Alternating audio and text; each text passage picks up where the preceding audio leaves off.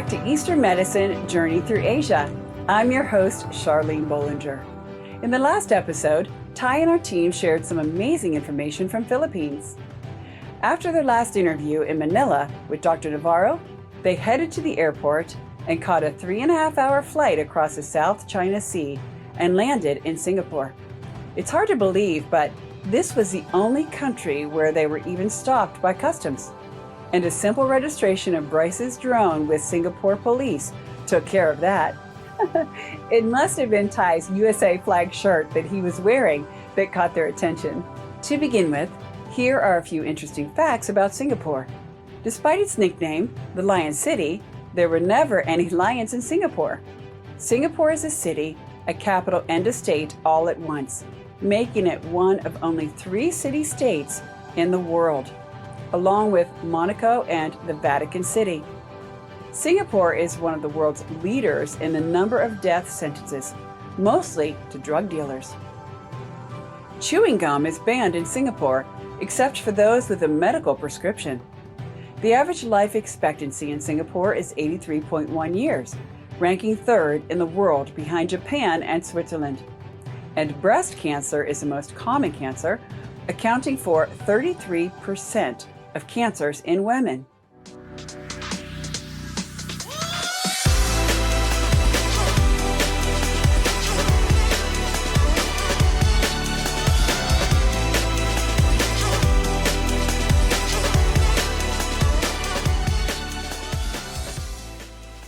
Are you ready? Please grab a notebook and pen or your iPad and get ready to travel and learn alongside Ty and our team in Singapore. Their first interview was with an amazing doctor named Sundardas Anomaly, who is a very high-functioning autistic medical doctor. Dr. Sundardas Anomaly. Did I get it? Yeah. Close enough? Close enough. Thanks for inviting us to your office. Thank you for the opportunity, Ty. Yeah, absolutely. So we've been having some fun here, joking around. So it's a loose atmosphere. Yep. But it's definitely not a subject that it's not a joking subject that we're talking about today. Yeah. But I do want to get you to share, if you could, with our viewing audience a little bit about what got you involved in medicine, and specifically in researching cancer. You shared with us a story about your mother. Starting off, I was born with congenital birth defects, so surgery started at 6 months. They went on to rebuild my face over the next few years. By the time I was 6-7 years old, I was effectively hearing handicapped, speech disabled, brain damaged, and Asperger's, autistic. So it was an interesting situation. I started figuring my way out. Then at about 14, my mom died of cancer, and I decided I would find a cure for cancer. Sounds a bit arrogant put that way, but I kept real quiet about it. But I figured that if you're going to find the cure for something like that, you can't do it the normal way. Because if you did it, they would have found it already. So I went on to do degrees in physics first. And I was figuring out that if we could do assessments of the energy system of the human body, you could see things before it became biochemical. And that started off this whole approach about looking at the mesenchymal matrix, looking at cellular function and biochemistry, but from an energetic perspective. To me, it doesn't sound arrogant. You're a 14-year-old, you just lost your mom. Yeah. How were you feeling at the time, being 14 and your mom's Okay, gone? so just so that, being autistic, you don't feel emotion. It's just like, you're kind of monofocused. This is the problem, I'm going to solve it. I think I actually only grieved for her 3 years later, when I was about 17. But at 14, it's like, yeah. You've done quite well then for being diagnosed with autism. Yeah, yeah. So you decided you're going to find a cure for cancer. Yeah. One of the things that you said struck me is that it's got to be something outside of the box, because if it was inside the box, they would have already found it. Yeah. And so then you began to look into energy medicine. You mentioned the mesenchymal matrix. Yes. So right now, Western medicine is actually caught up with it. They've got some new word for it, but they're actually looking upon it as the next biggest frontier and breakthrough. But I was looking at it by the time I was 25, so that's about 30 years of research in the mesenchymal matrix. And the early energy medicine pioneers like Raymond Rife, they actually were working with the mesenchymal matrix, except they call it something else. So the space around the cells is where all the action is, right? And that's the mesenchymal matrix. So even when you're looking at, say, Chinese medicine and acupuncture, they talk about the meridians running all over the body, but the meridians are actually running within the mesenchymal matrix. So all the traditional, what we call complementary assessment methods, were actually looking at the matrix. They just call them different names. So when you're looking at the acupuncture pulse method, you're actually assessing the mesenchymal matrix from the outside. When you do all the voltage assessments, you're assessing the mesenchymal matrix. That's interesting. So, because when we were in Taiwan, Yeah. almost every one of the doctors mentioned the meridians Yeah. and the energy. Yeah. But what you're saying is that it goes deeper than that. They're Yeah. actually looking into the mesenchymal Primal matrix. matrix. So when you look at people who do energy healing, the therapeutic properties of water, faith healing, they're all working on the mesenchymal matrix. And I spoke about that in my book, Art and Science of Vibrational Medicine, that actually looks at the biochemistry, physiology, and physics of energy healing with current established research and technology. Wow, that's fascinating. So your research into the mesenchymal matrix takes a lot of the esoteric energy healing And breaks it out down. of the esoteric Yeah. and show, Yeah. you show the physics Yeah, and the biochemistry behind it. underlying. And it can be explained with the current stuff we have, most of it. There's still about 30% that is not currently explainable with our current models. If you go into quantum entanglement and all of that, you can probably explain it, but you cannot really devise a normal standard setup. But all the other stuff, you could use sophisticated technology and measure it. So what you're saying is that 70% or so of energy medicine is, you've taken it out. It's Yeah. not woo-woo medicine Yeah, it's anymore. not. It's scientific. It's now. scientific. In Singapore, you can't say cure Yeah. about any diseases, Yeah. can you? Yeah. If you're using a treatment that's outside of the box. Correct. Right? Talk a little bit about that in Singapore. You're as a naturopath in as Singapore. a naturopath in Australia, I am legally not allowed to say I can cure anything. In Singapore, as an acupuncturist, we legally cannot say we can cure anything. We can support, enhance, improve. So I know that you don't treat cancer here. No, You don't treat disease at all. no. You use markers, you do functional medicine, Yeah. so that people can be happier and healthier. Yes. Right? So, but let's say that, what are some of the machines that you use here Yeah. So we to use make sure? the heart rate variability to measure your heart parasympathetic and sympathetic. Use your bioimpedance, fat mass, muscle mass, how fast you're aging, and all of that. We have the bioresonance devices that measure you for markers of bacteria, virus, fungus, chemicals, toxicity, whether you're exposed to different chemicals, whether you have a predisposition to certain type of illnesses, and what you can then do to preempt it. We take a drop of your blood, and it's another way of measuring your internal terrain. So we do dark field microscopy. Okay. And then we do the Curlian assessment. We take your fingertips, gives us an energetic overview of who you are and how you are. Looks at your different energy markers, chakras, energy centers. And we do TCM type assessments, measure your meridians and all of that. And that will give us an assessment of your mesenchymal matrix. And we look at your emotional status. So from your meridian analysis and your heart rate, we know pretty much where your emotional status is. Talk about some of the markers that you use to help people be proactive.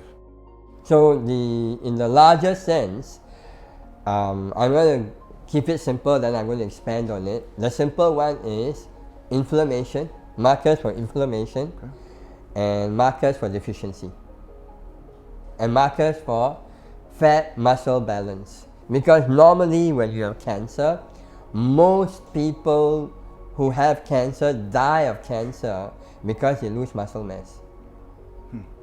So if you have a cancer, whatever that is, and you maintain your muscle mass, and you keep your cancer at bay, you're not cured, but you have a long, healthy quality of life.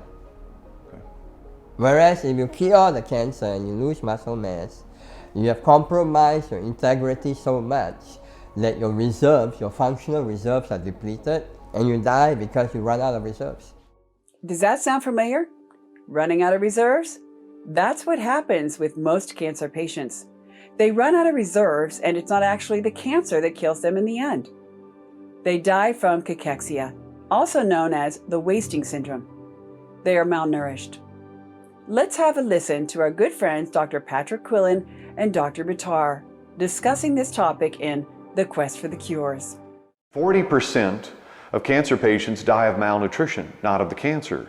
Cancer is a wasting disease. Appetite is affected. You end up in the hospital with food that you're unfamiliar with. Chemo and radiation can induce cachexia or lean tissue loss. So malnutrition kills 40% of cancer patients. The only therapy for that is proper nutrition. How many oncologists are addressing malnutrition? No one. In fact, what do? They give people Ensure, which is sugar, and you know that cancer is an obligate glucose metabolizer. It needs sugar to survive. In fact, one of the techniques is to reduce the amount of sugar so that can't feed the cancer. But they're actually giving gasoline to the fire and then expecting to put out the fire. You can't put out a fire with gasoline. That's a great analogy. You can't put out a fire with gasoline. And when oncologists feed sugar to cancer patients and then feed them foods that make them overly acidic, isn't that exactly what they are doing? Okay, now back to the interview with Dr. Sundardas in Singapore. Then we look at your pH, acidity and alkalinity. Okay. And this is one of the key cancer ideas for prevention, no matter where you go, whether you're looking at Chinese, Western, or even in the early years. And there's enough researchers talking about it.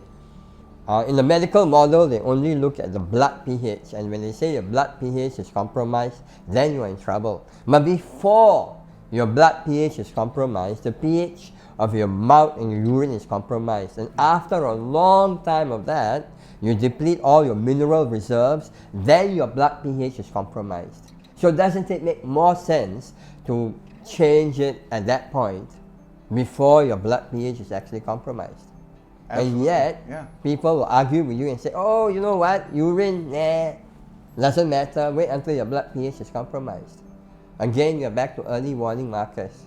We look at your heart rate variability, we look at your bioimpedance, which looks at your fat mass, your muscle mass, and then we look at how your nervous system is regulating, because your two independent markers for morbidity and mortality is your heart rate variability and your fat muscle mass.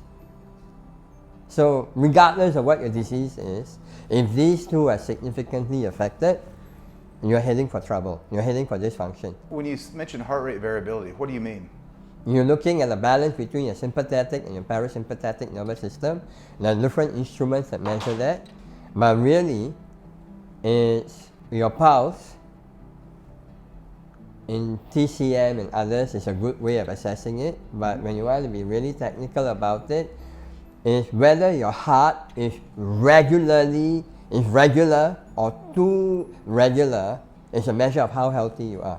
So if you're healthy enough, there will be a balance between your sympathetic and your parasympathetic, and your heart rhythm will not be too rigid. If it is too rigid, it's almost like it's mechanical, and you're heading towards trouble. So just briefly describe what's the difference between sympathetic and parasympathetic. Sympathetic prepares you for activity. Parasympathetic helps you calm down and relax. So in a healthy person, if you are in a normal state, you will normally be in a state of relative balance, and you should be parasympathetically a little more dominant. That means you're healing. The moment you get up and you start moving around, your sympathetic should be in ascendancy, which means you're ready for action.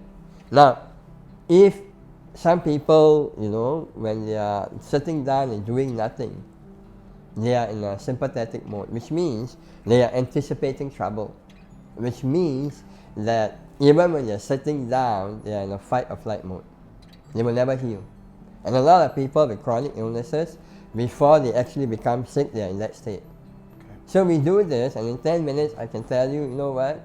You have a childhood issue, you never felt safe, and you're in a chronic anxious state, and this is going to create problems later on. You are in a sympathetic dominant mode. You are producing more of the hormones that are into the fight or flight. In the short term, they are good. In the long term, they literally fry your brain. You start creating biochemical changes in your body that are to do with stress. They fry your brain and your kidneys, and then it affects your immune system, and you start creating immune metabolites that, if you do that long enough, your immune system will start attacking itself. Autoimmune disease. Yes. I created a process where we take them back to early childhood. So we do a one-day program. We do a statistically validated questionnaire that brings up the deepest emotional block. And then we take them back in time to when the situation occurs and rewire the nervous system. And normally you see changes in the endocrinological makeup within 21 to 42 days. And these are measurable on the heart rate variability system. The nervous system changes. Other biochemical markers change. I don't want to again hold this out as a cure, but if you have a significant imbalance in your nervous system, and as a result of that, you develop a condition like thyroid or some endocrinological issues or anxiety, then within 21 to 42 days, you will actually see measurable changes in all of them.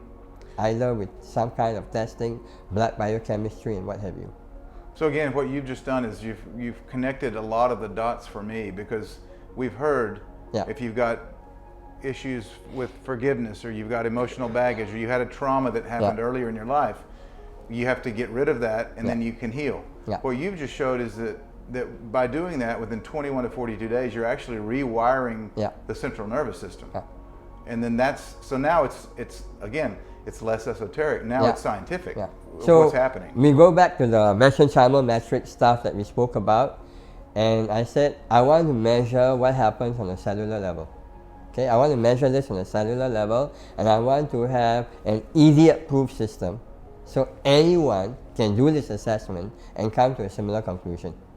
So if you are looking at the cellular assessment on a biochemical, physiological model, energetically, you can look at the emotional status, structural status, energetic status, and biochemical status.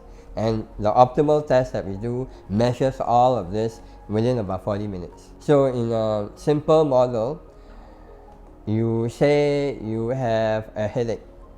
Okay? Your headache can be because of a structural issue, in which case you do chiropractic, osteopathic, or physiological. It can be biochemical, you are dehydrated, you drink water. It can be energetic, you're so tired that literally you get a headache, so you go and do some energy techniques, either biocom, bioresonance, and you do a breathing stuff and your head changes. Or it can be emotional.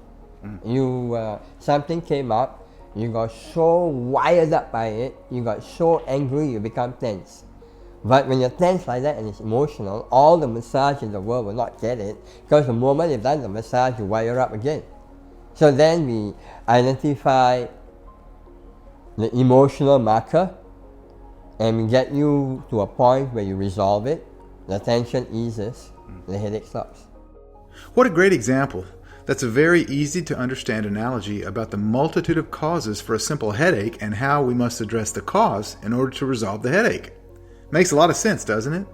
Now, Dr. Sundardas is about to describe the dental link to cancer, specifically as it relates to the body's meridians. We actually look at the dental chart. There are specific teeth related to specific meridians. So the most common meridian is the stomach meridian that's related to a particular tooth. So if that particular tooth is loaded with mercury, or it's a root canal and it sits on the stomach meridian, the woman is likely to develop either breast cancer or ovarian on that side. So every time we have somebody who is potentially an issue with health issues, we do dental screening. So without being dentists, we make sure that we have a whole support of appropriate dentists we can refer people out to. Because if you don't take care of that, nothing else is going to work. Not all the diet, not all the nutrition, and the emotional stuff. So heavy metals, your organic poisons are the heaviest load. Then comes the emotions. The others you can change easily, but these two, if you don't change them, you're not going to get significant changes. Talk about electromagnetic pollution, EMFs, Yeah. and the potential correlation with cancer.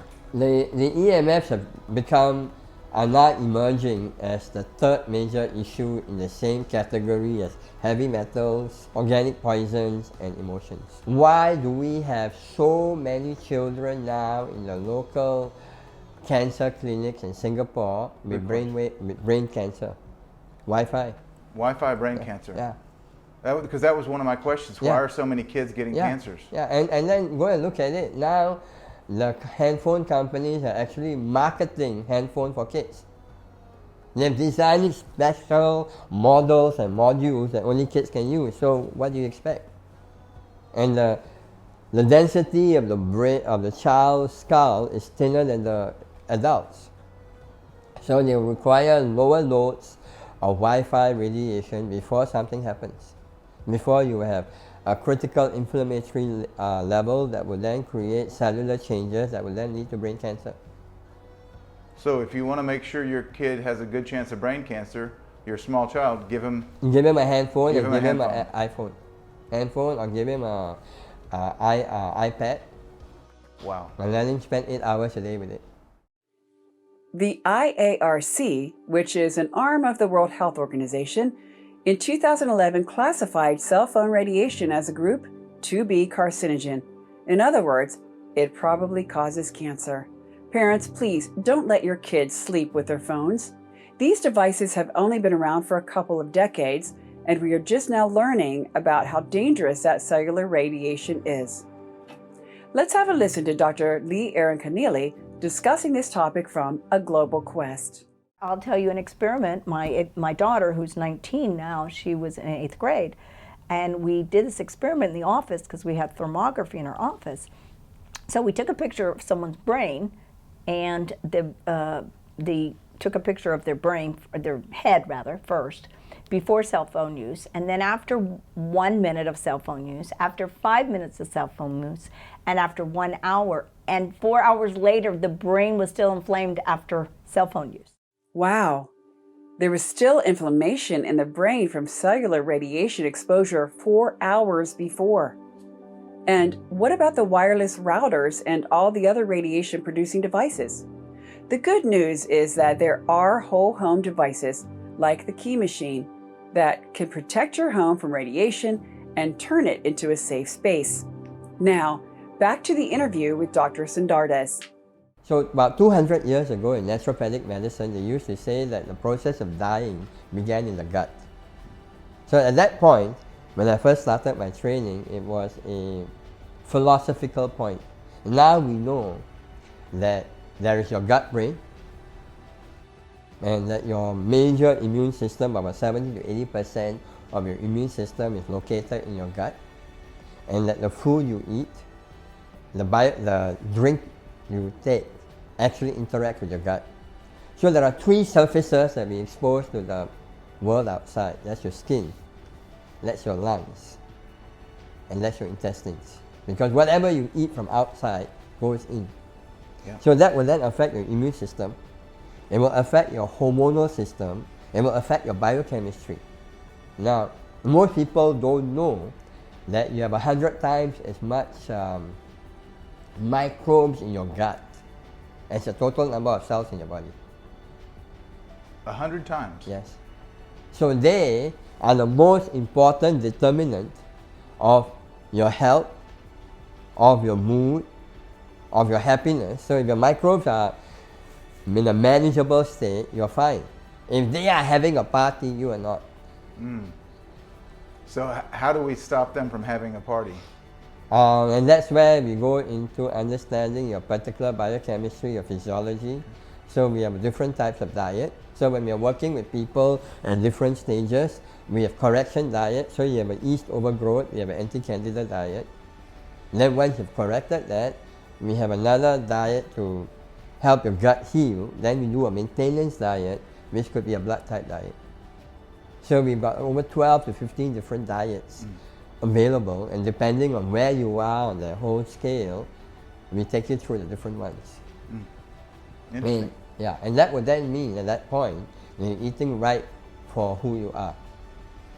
Okay? So there's not one diet that works for everyone. Yeah, that is it. And this is the whole challenge that I find when I have conversations with people about diets, about nutrition. So some of them will swear about being vegetarian or what have you.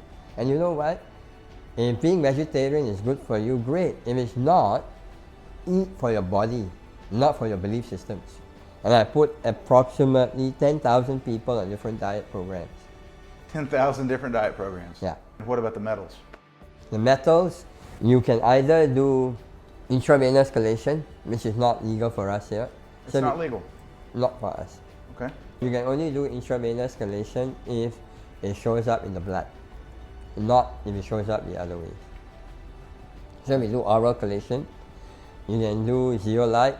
You can do L-glutathione. Okay. I'm not so happy with standard chlorella and all of that because it's too slow. Too slow? Too slow. Okay. Flushes it up too slowly Okay. to get good therapeutic results. Okay. L-glutathione is also great for organic poisons. Dr. Sundardas, do you have any unique herbs or vegetables or roots here in Singapore? Yeah, one of them is called snake grass. Snake grass. Yeah, Okay. and it's available for people who can get them. They make a tea out of it, and that's unique and indigenous to Singapore and Malaysia. And does it have anti-cancer properties? They say it has anti-cancer properties. It's however empirical. There hasn't been any formal studies done on it, but people swear by it. I had some snake fruit this morning. Okay. It looks like snake. It looks like snake Yeah, egg. but snake that's not grass it. and snake fruit Yeah, are not related. totally different. They're Yeah. different. I kind of figured that. But yeah. The other one that is well documented is soursop. Soursop. Now, I had some soursop juice this morning at our that restaurant. one is anti-cancer. Okay. And at one point when it became, there were some newspaper reports about it. You couldn't buy it anywhere for a few weeks. Off the Everybody- shelves. Okay. So they ran an article here in Singapore Yeah, about the about anti-cancer soursop. effects of Snake soursop. grass, they talked about it as, and there are people who actually have farms where they grow it and all of that. Currently, it's not documented yet. Dr. Sundardas just mentioned snake grass, which is an herb indigenous to Singapore that has anti-cancer effects.